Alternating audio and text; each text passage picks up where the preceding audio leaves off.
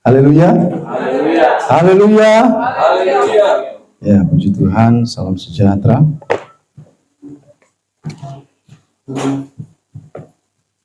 Salam sejahtera dalam kasih Tuhan Yesus.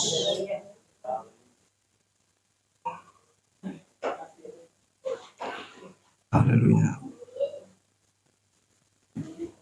Agak grogi saya, saudara. Karena baju baru mungkin.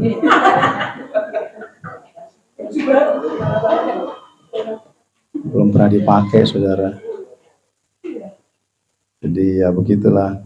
Agak deg-degan, saudara, pakai baju ini. Terus terang deg-degan, saudara.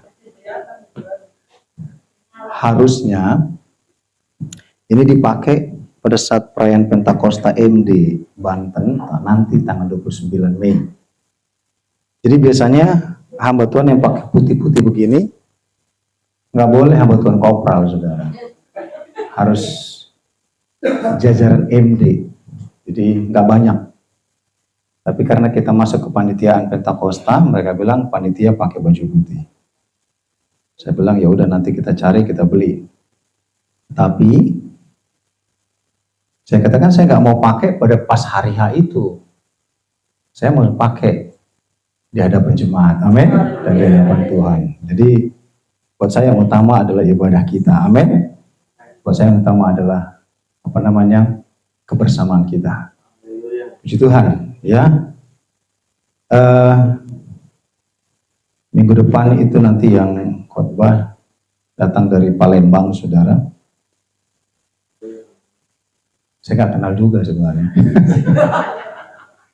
Itu tiba WA dan sebagainya, ya oke lah. Saya tanya Bu Gembala, bagaimana jadwal? Ya kita cek jadwal, ternyata aman. Jadi kita sudah terjadwal, saudara, sampai nanti bulan Mei, saya rasa awal Juni ya. Sudah terjadwal. Kadang ada hamba Tuhan WA, mohon maaf tidak bisa karena memang sudah terjadwal. Tapi kalau pas kosong, ya monggo. Namun ke depan, saya rasa itu akan sangat jarang, saudara. Karena kita sudah punya hamba Tuhan di tempat ini, amin. Wow.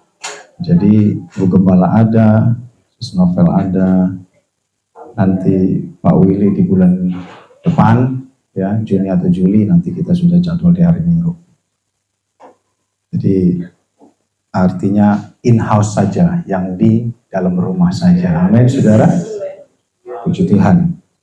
Saya dapat kabar kemarin mereka ada pelayanan di BSD, saudara. Saya katakan monggo, tentunya gereja mendukung,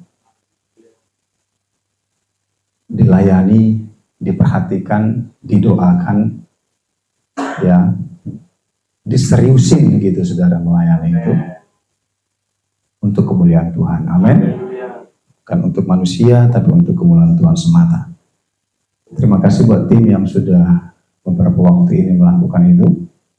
Tentunya semuanya itu kita melayani untuk Tuhan semata, amin.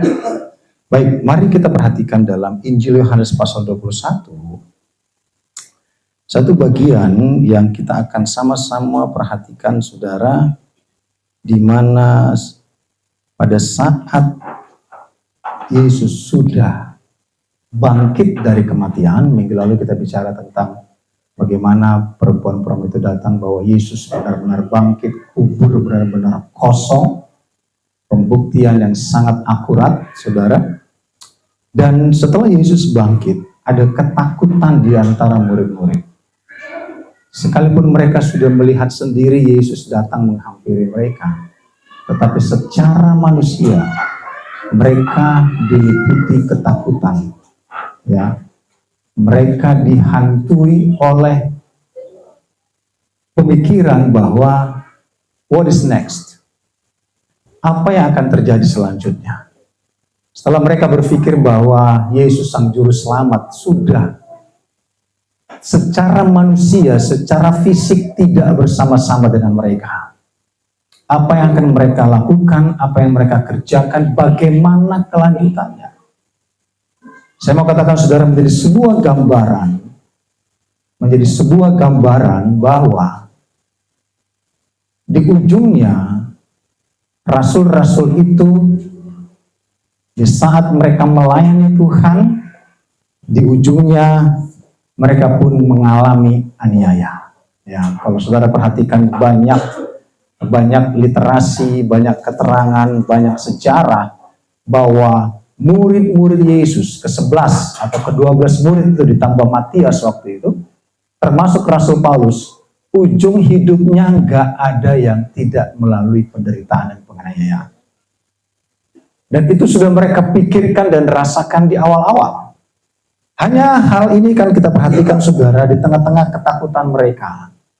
Apa yang terjadi? Kita perhatikan dalam Injil Yohanes pasal 21 ayat 1 sampai 14, sebuah kejadian yang penting bagi kita supaya kita memperhatikan bersama-sama. Injil Yohanes pasal 21 ayat 1 sampai 14.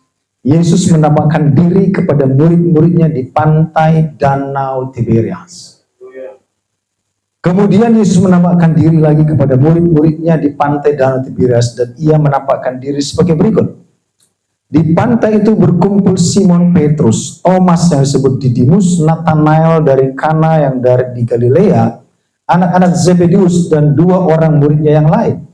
Kata Simon Petrus kepada mereka, "Aku pergi menangkap ikan," karena kata mereka kepadanya, "Kami juga dengan engkau." Maka mereka berangkat lalu naik ke perahu, tetapi malam itu mereka tidak menangkap apa-apa. Ketika hari mulai siang, Yesus berdiri di pantai, akan tetapi murid-murid itu tidak tahu bahwa itu adalah Yesus. Sampai di sana tentunya perikop ini sampai ayat 14. Tapi kita akan perhatikan saudara, apa yang terjadi. Saudara, 40 hari Yesus berulang-ulang menampakkan diri kepada murid-muridnya. Berulang-ulang Yesus menampakkan diri kepada orang-orang pilihan Tuhan. Tidak kepada semua orang. Karena kasih karunia Allah, keselamatan dari Tuhan, tidak serta-merta ditunjukkan kepada semua orang. Sehingga Yesus hanya menampakkan diri kepada murid-muridnya dalam waktu tertentu selama 40 hari. Berkali-kali Yesus menampakkan dirinya, menunjukkan bahwa dia benar-benar bangkit. Kurang lebih 120 pasang mata yang pernah melihat Yesus in person, secara personal, melihat wujud Yesus setelah kebangkitan itu. Kita perhatikan di tempat ini, dari perikop ini saudara, murid-murid penuh dengan ketakutan, seakan-akan penuh dengan ketidakpastian, seakan-akan penuh dengan sesuatu yang ragu-ragu di hati mereka. 3,5 tahun mereka melayani Tuhan, berjalan bersama dengan Yesus dalam misi yang Yesus sudah tetapkan. Sekalipun suka duka mereka hadapi, tetapi mereka penuh dengan sukacita yang meluap-luap karena ada Yesus secara fisik di tengah-tengah mereka. Pertanyaannya, bagaimana pada saat Yesus tidak ada secara fisik? Mereka harus menggunakan iman mereka. Mereka harus menggunakan apa yang mereka punya. Perkataan Yesus, firman yang sudah mereka terima, itulah yang harus mereka praktekkan di saat Yesus sudah tidak bersama lagi dengan mereka secara fisik. Saya katakan secara fisik itu sekalipun dalam tubuh rohani. Hanya sebagai manusia mereka penuh dengan ketakutan dan keraguan. Sehingga di ayat 3 dikatakan Injil Yohanes pasal 21 tadi, kata Simon Petrus kepada mereka, "Aku pergi menangkap ikan." Kata mereka kepadanya, "Kami pergi juga dengan engkau."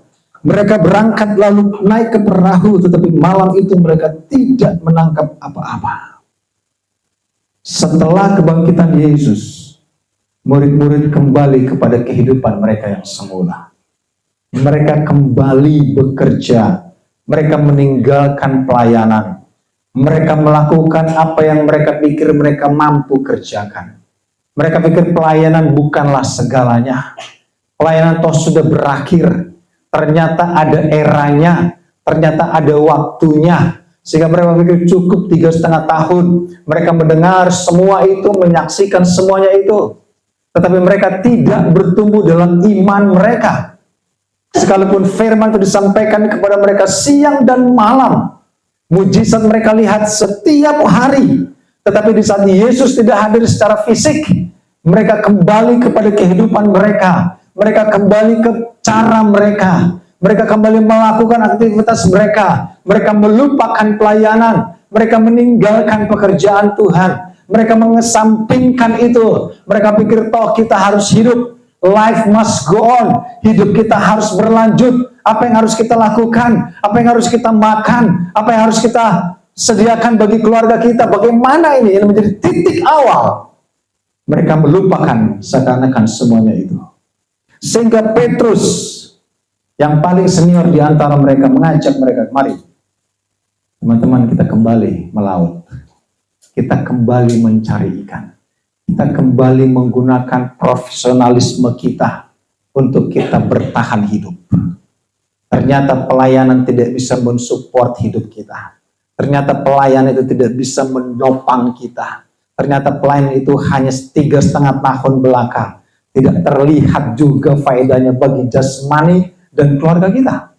Sehingga Petrus berkata, mari kita menangkap ikan. Petrus seorang pelaut ulung, Petrus seorang nelayan ulung, Petrus orang yang paling lihai dan paling tahu, paling paham waktu dan kapan tepat mereka menangkap ikan. Petrus paling paham bagaimana situasi air, situasi cuaca, siang atau malam. Tepatnya biasanya dia menangkap ikan di waktu kapan. Seorang yang sangat profesional, saudara. Seorang nelayan senior, seorang pelaut senior. Dia mau kembali berlayar. Tetapi saudara, karena memang mereka satu tim yang masih ragu-ragu, ini tim mau dibubarkan apa enggak? Ini misi harus diselesaikan apa enggak? Ini kita mau kemana? Di saat dia mencetuskan itu, teman-temannya ikut. Ya udahlah, kita tinggalkan daratan, kita ke laut. Ya udahlah, kita tinggalkan semuanya itu. Hal itu seperti sampingan kok dahulu. Sehingga ayat 3 berkata, mereka berangkat lalu naik ke perahu. Tetapi malam itu mereka tidak menangkap apa-apa. Saudara, betul-betul dengan mengandalkan pikiran dan pengalaman mereka, Alkitab mencatat they got nothing. Mereka tidak menangkap apa-apa. Ada harga yang mereka bayar, saudara, untuk melakukan lagi pekerjaan mereka. Tetapi mereka tidak menangkap apa-apa. Saudara, kita bicara tentang tema love from above. Segala anugerah yang baik, pemberian yang sempurna, datang dari atas, dari Bapa segala terang. Amin. Kita berpikir dunia bisa menghidupi kita. Kita berpikir dunia bisa mensupport kita. Kita berpikir kita bisa mengandalkan dunia. Kita berpikir ada sumber lain selain Tuhan. Mereka tinggalkan sumber itu yang utama. Mereka bergegas kepada sumber yang lain.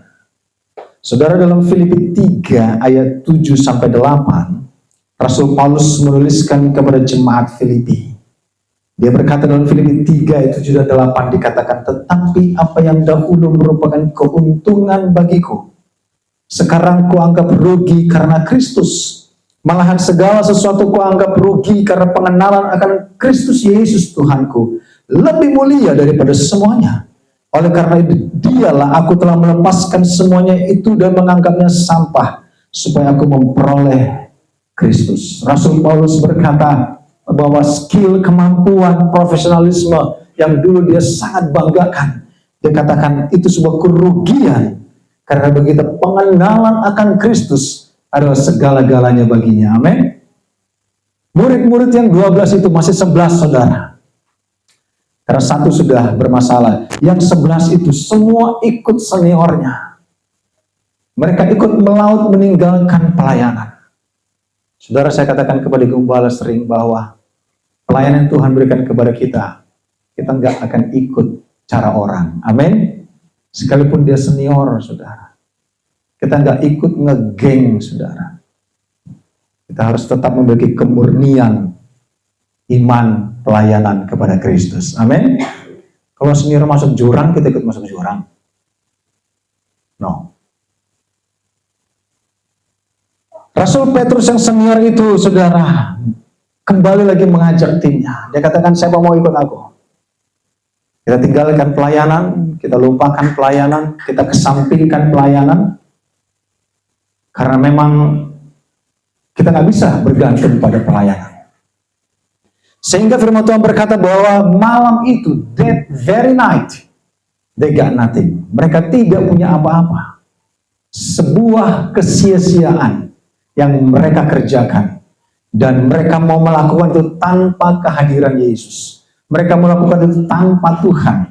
Sehingga mereka tidak mendapat apa-apa. Ayat 4 dan 5 dalam Injil Yohanes 21 tadi, dikatakan ketika hari mulai siang, Yesus berdiri di pantai. Akan tetapi murid-murid itu tidak tahu bahwa itu adalah Yesus. Dalam misi Yesus menampakkan diri kepada mereka. Kata Yesus kepada mereka, hai anak-anak, adakah kamu mempunyai lauk pauk? Jawab mereka, tidak ada. Saudara, miris sekali di saat Rasul senior itu yang dianggap paling rohani di antara mereka, saudara, ikut membawa timnya meninggalkan pelayanan. Tetapi di saat mereka melihat di pantai ada Yesus, seakan-akan itu seperti Yesus. Ada orang menunggu di pantai. Yesus berkata, adakah engkau punya lauk pauk? Anak-anak, adakah engkau punya lauk pauk? Mereka katakan, tidak ada.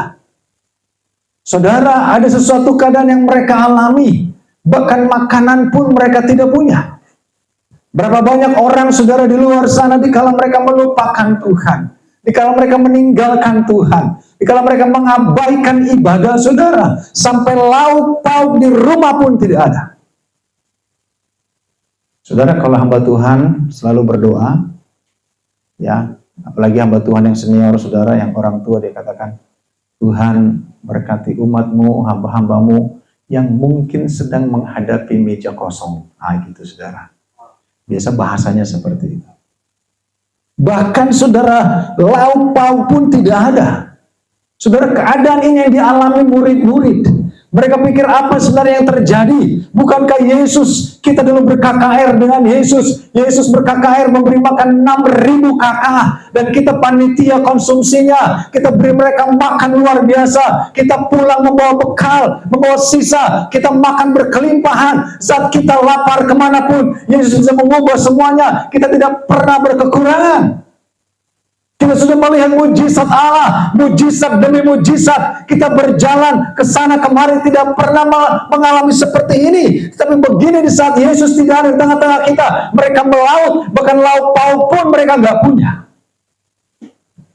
Saudara, sesuatu yang sangat basic yang dialami murid-murid.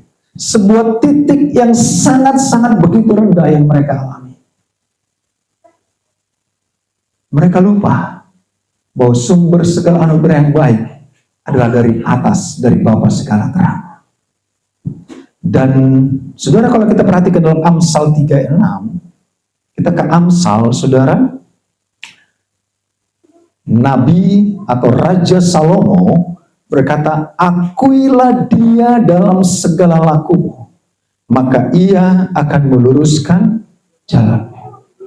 Murid-murid yang sudah mengalami banyak hal, banyak mujizat, yang melihat sendiri mereka KKR 6.000 kakak, mereka kasih makan dengan 5 roti 2 ikan, mereka panitianya, saudara, mereka memberi makan semuanya itu, mereka sangat bangga dengan mujizat itu, tidak pernah mengalami kekurangan. Tetapi saudaraku, di saat mereka mundur dari semuanya itu, sehingga mereka tidak mendapat apa-apa, sampai Yesus katakan kepada mereka, do you have something to eat? Adakah engkau punya sesuatu untuk dimakan? Mereka nggak ada. Sampai siang mereka nggak dapat apa-apa, bahkan nggak punya apapun untuk dimakan. Sehingga Amsal katakan, akuilah dia dalam segala lakumu, maka ia akan meluruskan jalanmu. Mereka kembali lagi, saudara, harus ditarik oleh Tuhan untuk mengakui Tuhan dalam segala jalan mereka. Mereka harus ditarik oleh Tuhan dengan cara Tuhan. Engkau harus mengakui Tuhan dulu. supaya dia meluruskan jalan kita, supaya dia mengarahkan kita kemana kita harus pergi. Dia memberikan kita nasihat apa yang harus kita kerjakan, saudara. Ini bukan jemaat biasa, ini pelayan Tuhan, ini orang-orang yang sudah berjalan bersama dengan Tuhan, ini orang yang sudah melakukan segala apa yang Tuhan mau mereka kerjakan. Tetapi saudara, mereka tetap mengalami seperti ini dikala mereka melepaskan diri dari Tuhan. Saudara, iman kita tidak didasari dengan paksaan dan ancaman. Kalau saudara perhatikan mungkin di tempat lain atau keyakinan lain, penuh dengan paksaan dan ancaman. Kalau nggak begini, lu masuk neraka. Kalau nggak begini, nanti ada azab. Wah gitu, saudara. Penuh dengan paksaan dan ancaman. Tetapi saudara, dikala ini murid sendiri loh, dikala mereka mengambil keputusan meninggalkan apa yang seharusnya mereka kerjakan, Tuhan gak paksa mereka, Tuhan gak tarik mereka, Tuhan katakan silakan monggo, do what you want to do, lakukan saja, monggo.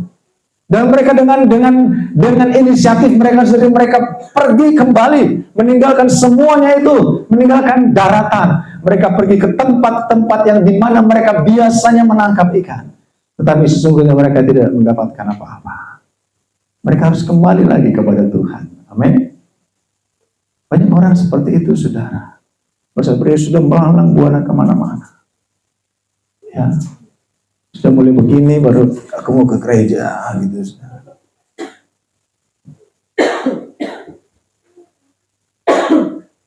Dia pikir sisa hidupnya lah untuk Tuhan.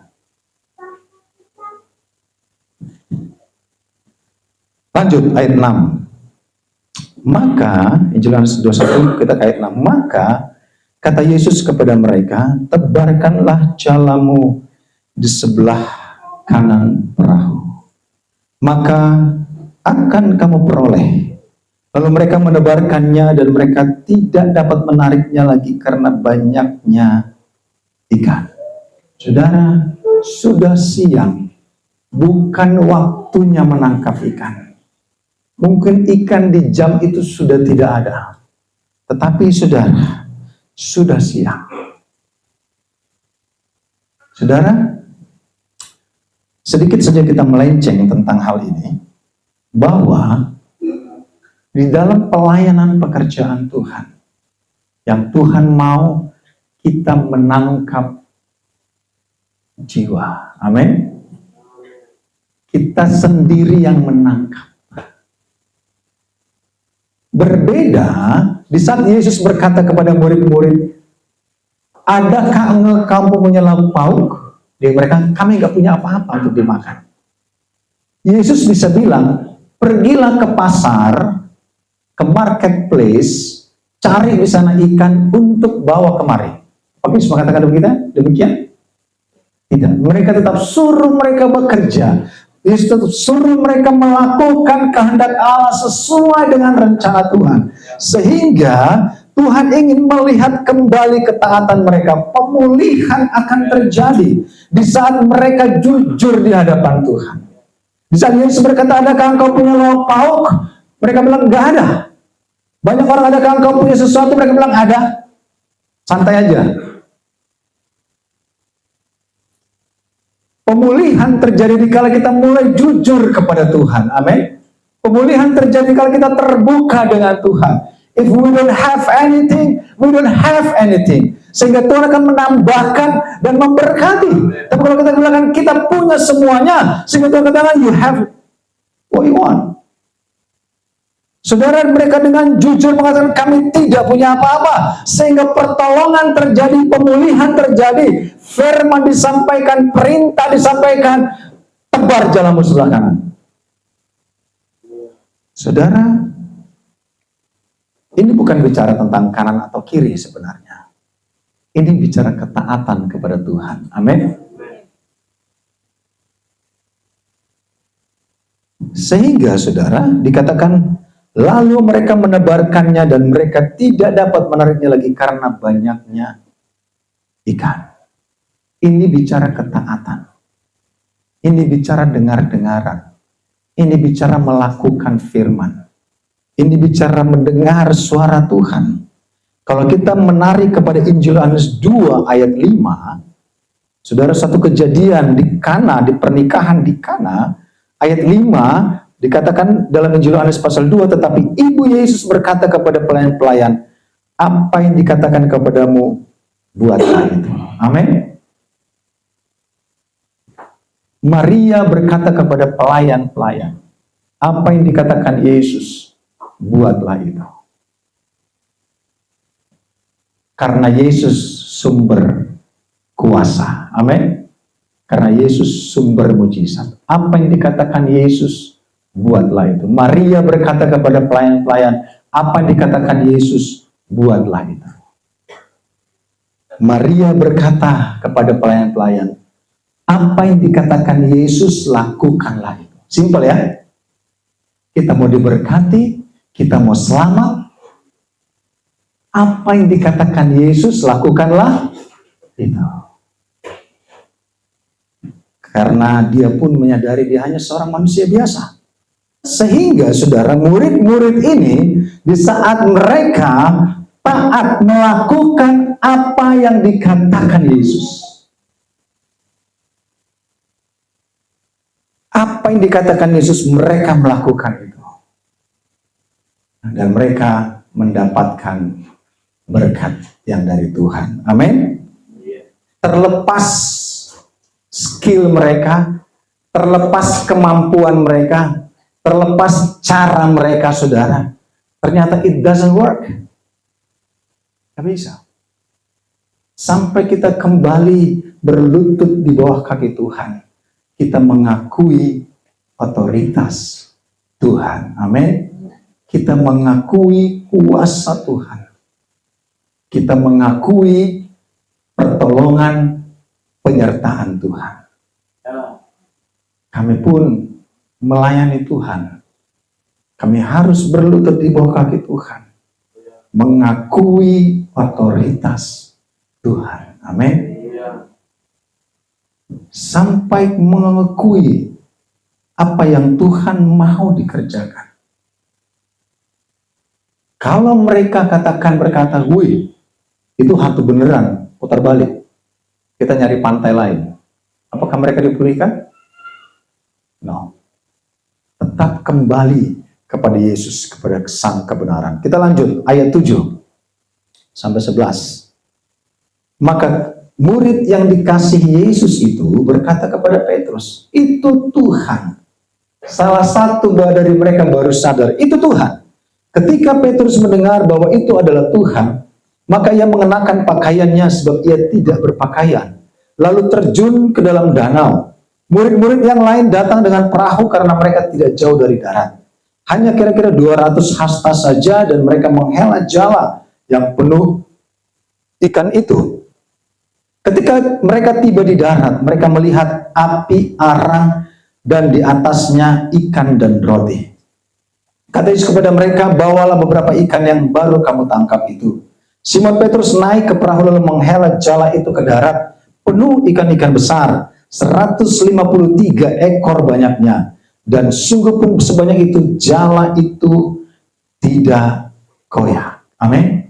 Di saat salah satu murid berkata kepada mereka semua di perahu, itu benar-benar Yesus. Karena mereka baru sadar lagi bahwa sesungguhnya pembuat mujizat hanya Yesus. Sehingga mereka kata, itu Yesus. Petrus, sang inisiator itu, baru sadar lagi. Dia sadar itu Yesus. Dia tidak berpakaian, dia terjun ke air, dia merasa bahwa dia tidak layak. Dan dia harus mengambil pakaiannya untuk kembali berhadapan dengan Tuhan. Amin. Itu membuktikan sebuah penghormatan yang diberikan kepada Sang Juru Selamat. Dia memberikan penghormatan dalam kehadiran Tuhan. Bukan hanya mereka taat atas apa yang Tuhan mau mereka kerjakan lewat perintah, lewat kejujuran mereka. Apakah engkau punya lauk pauk? Do you get nothing? Something, mereka katakan no, sebuah kejujuran.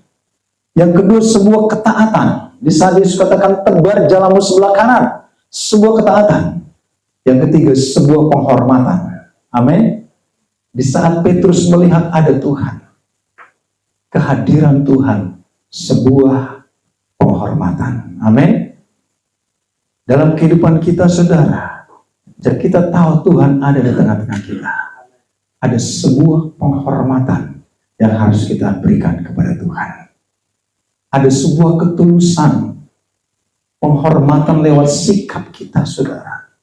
Jika kita tahu Tuhan sedang melawat kita, jika kita tahu lewat pujian ada Tuhan hadir dalam kehidupan kita, bahkan dalam kita melayani Tuhan. Saudara, kadang kita berpikir memang kan Tuhan memakai orang berdosa untuk melayani. Iya, betul. Tetapi saudara, Petrus sendiri, sekali Petrus dia berkatakan dia harus memberikan penghormatan kepada Tuhan. Dia tidak akan bisa bertemu Tuhan sebelum dia memakai pakaiannya kembali. Sebuah pakaian kekudusan, sebuah pakaian kebenaran, sebuah sikap. Tuhan tahu apa yang terjadi dalam kehidupan kita. Tuhan tahu di rumah kita ada lauk pauk atau tidak. Tuhan tahu di dompet kita ada uang atau tidak. Tapi yang Tuhan mau sebuah kejujuran. Tuhan mau sebuah ketaatan. Dan Tuhan mau sebuah penghormatan. Di saat Tuhan hadir di tengah-tengah kita. Amin. Bahkan dikala kita melayani Tuhan, kita mempersiapkan diri sedemikian rupa. Saudara, kemarin harusnya kami menghadiri sebuah pernikahan di Rajab, anak suara hamba Tuhan. Saya katakan kami harus mempersiapkan diri untuk ibadah. Amin. Harus menguduskan diri. Bukan cuma pribadi, saudara, tetapi keluarga. Ada harga yang harus dibayar, ada. Harga diri. Amin. Saudara, harga diri berapa? Apakah harga diri kita lebih mahal dari tubuh dan darah Yesus?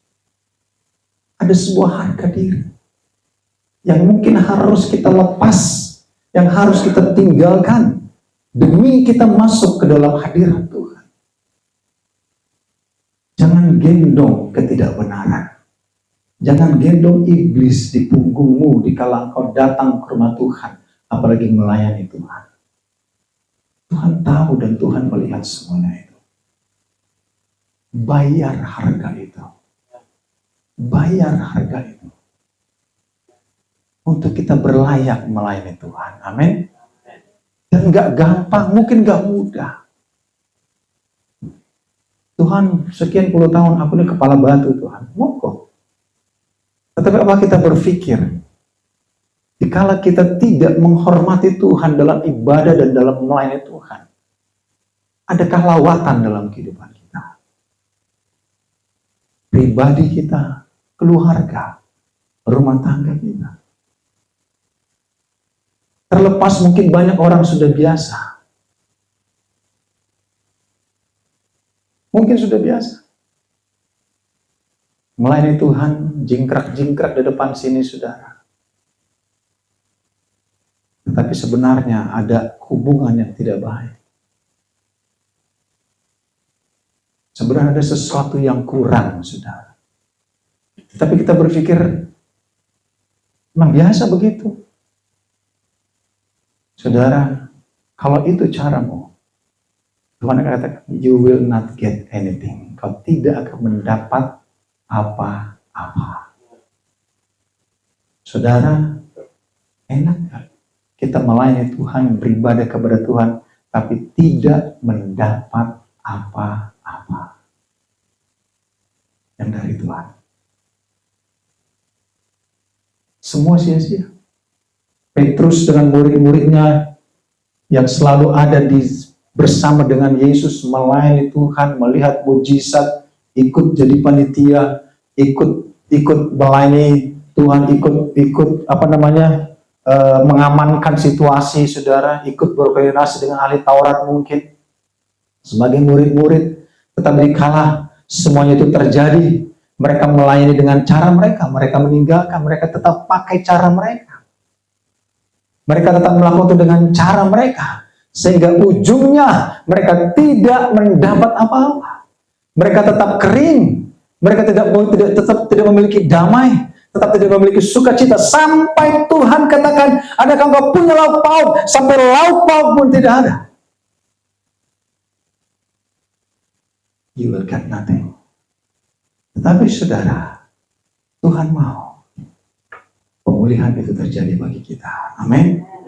Yesus penuh dengan kuasa. Yesus penuh dengan mujizat. Yesus punya otoritas atas langit dan bumi. Mereka sudah melihat Yesus sendiri sudah menenangkan badai di saat mereka berlayar satu kali. Sehingga mereka terheran, siapakah orang ini? Sehingga alam semesta pun tunduk kepada dia. Mereka melayani Tuhan yang punya alam semesta pun tunduk kepada dia. Begitu mudahnya Tuhan memberkati mereka hanya untuk menangkap ikan untuk kehidupan mereka sehari-hari. Tetapi dikala mereka tetap memakai cara mereka tetap menggendong ketidakbenaran itu, mereka tetap menyimpan ketidakbenaran itu. Saya mau katakan saudara, kau secara pribadi dan keluarga, engkau tidak akan mendapat apa-apa. Tetapi dikala engkau mengakui Tuhan dan menghormati Tuhan, di sana Tuhan pulihkan engkau. Amin. Kami katakan ini saudara, karena kami mengalami semuanya.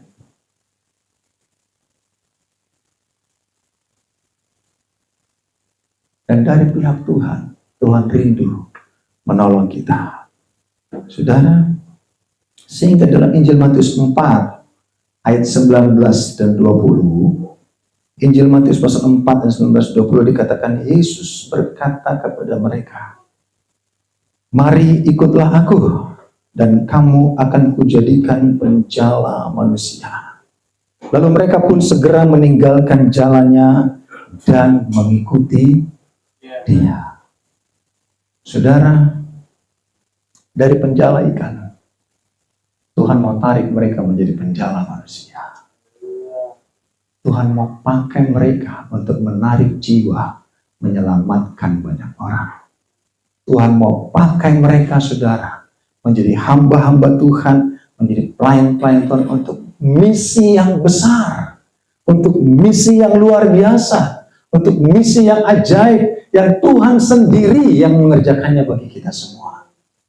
Tuhan katakan, "Mari ikutlah aku dan kamu akan kujadikan penjala manusia."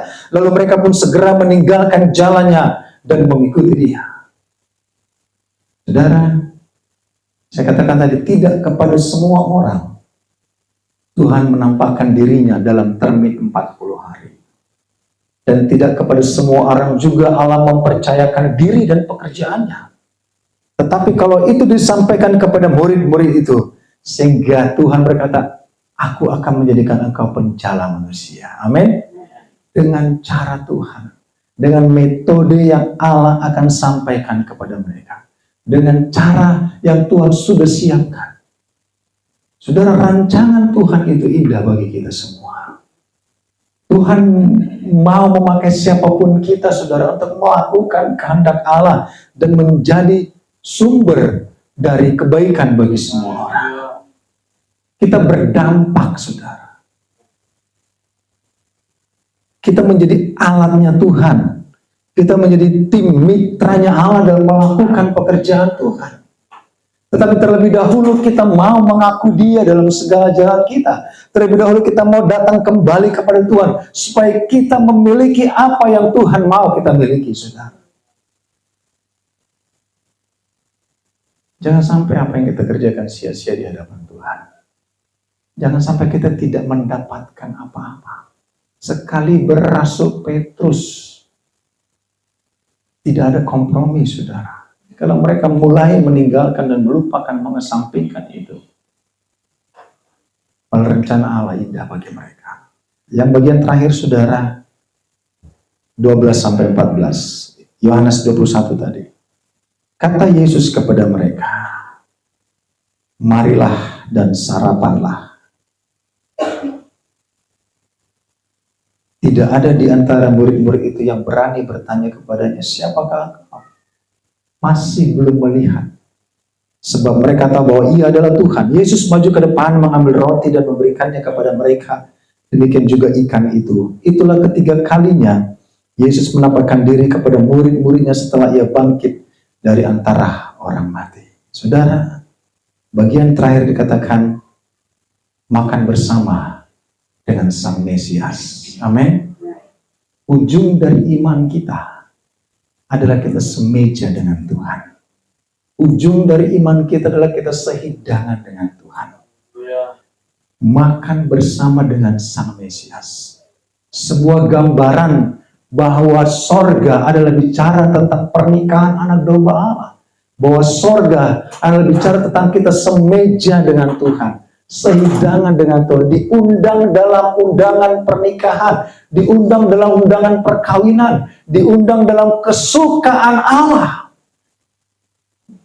Jadi mereka, saya katakan, hanya mereka yang mau dipulihkan, mau dipakai, yang akan diundang oleh Tuhan sendiri makan bersama dengan Dia. Diundang oleh Allah sendiri untuk sehidangan dengan Dia. Diundang oleh Allah sendiri untuk masuk dalam kerajaan-Nya.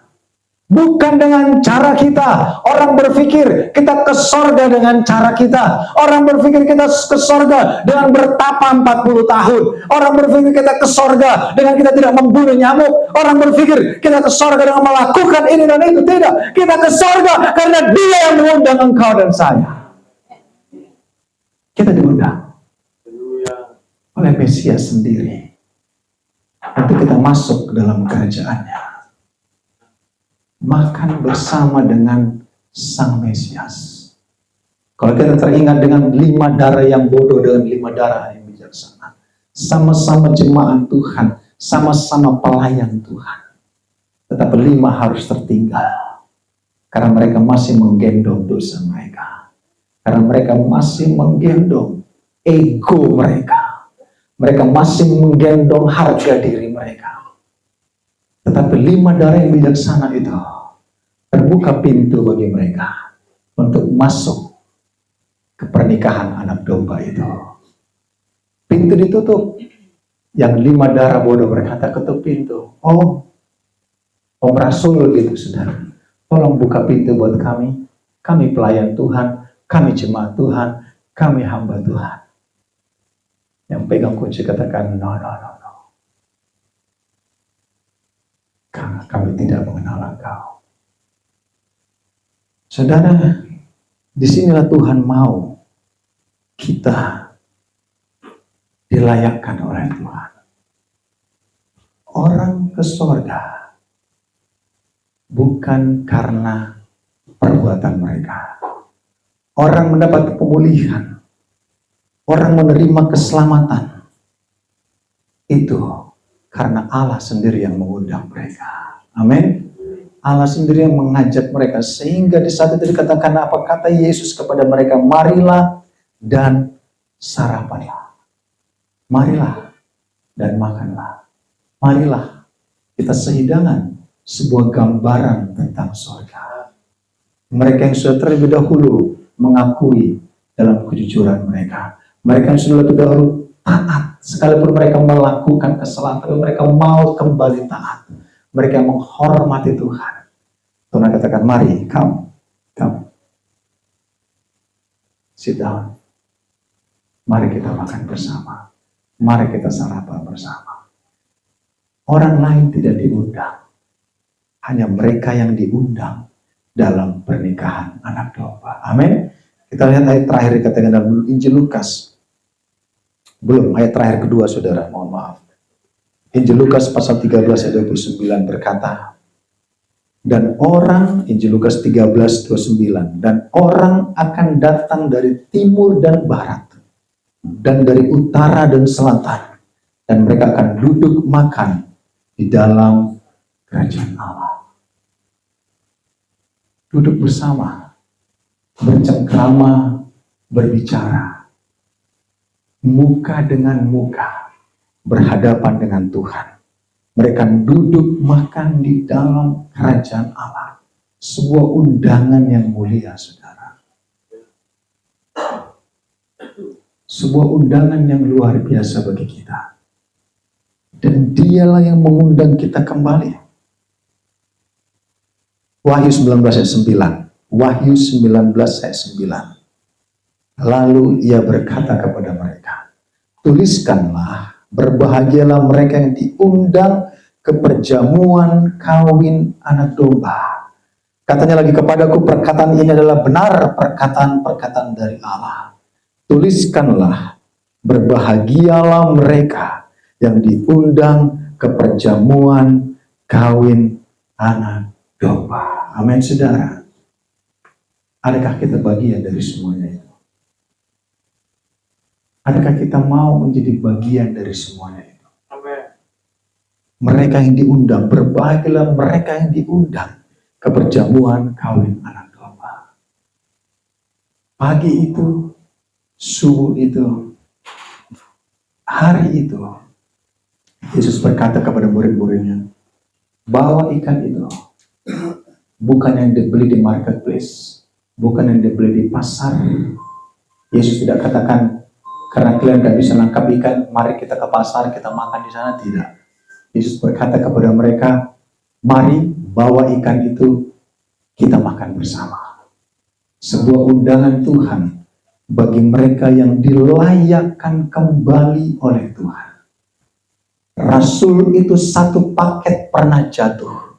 Rasul itu satu paket pernah salah. Rasul-rasul itu satu paket pernah meninggalkan pelayanan. Rasul itu satu paket mereka pernah menggendong masa lalu mereka dan sifat lama mereka. Tetapi di saat mereka mau jujur kepada Tuhan, di saat mereka mau taat kepada Tuhan, di saat mereka mau menghormati Tuhan, mereka dipulihkan dan mereka diundang makan bersama sehidangan dengan Sang Mesias, Sang Juru Selamat. Dia yang ajaib dan luar biasa. Amin, saudara. Ini firman Tuhan bagi kita. Pastikan kita orang yang mau dipulihkan Tuhan. Kita bangkit berdiri.